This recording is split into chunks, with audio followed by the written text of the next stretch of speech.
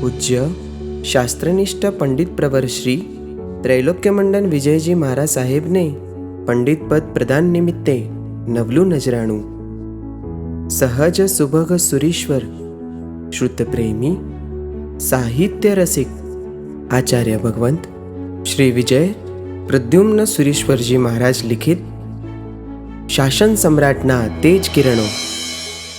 પ્રસંગ 7. ચમત્કારો બની શકે છે. વિક્રમ સંવત 1966માં એક અદ્ભુત ઘટના બની. બોટાદમાં મોહમ્મદ છેલનું નામ જાદુગર તરીકે મશહૂર હતું. એ મોહમ્મદ છેલ એકવાર પૂજ્યશ્રી પાસે આવ્યો અને એકાદ જાદુનો પ્રયોગ બતાવ્યો.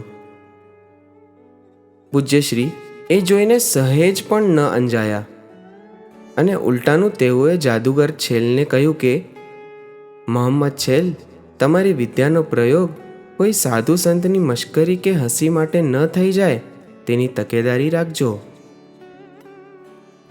પછી પૂજ્યશ્રીએ 3 બાજોટ મંગાવ્યા.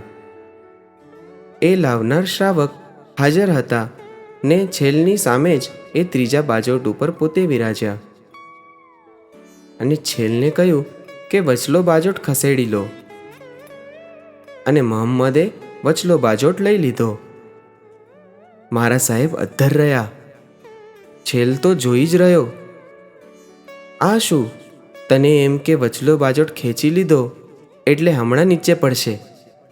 પણ નવાઈની વાત બની કે પૂજ્યશ્રી તો ઉપરના બાજોટ ઉપર એમ જ પ્રસન્ન મુદ્રામાં વિરાજેલા રહ્યા. મોહમ્મદ છેલ આ જોઈને પૂજ્યશ્રીના ચરણોમાં નમી પડ્યો. તેને ખાતરી થઈ ગઈ કે જૈન સાધુઓમાં પણ આજે એવી પ્રભાવ શક્તિ છે. જાદુનું પણ જાદુ એ મનની સંયમ શક્તિ છે. આવા સંયમના સ્વામી પૂજ્યશ્રીના ચરણે વંદન. નમો નમઃ. શ્રી ગુરુ નેમિ સુરયે.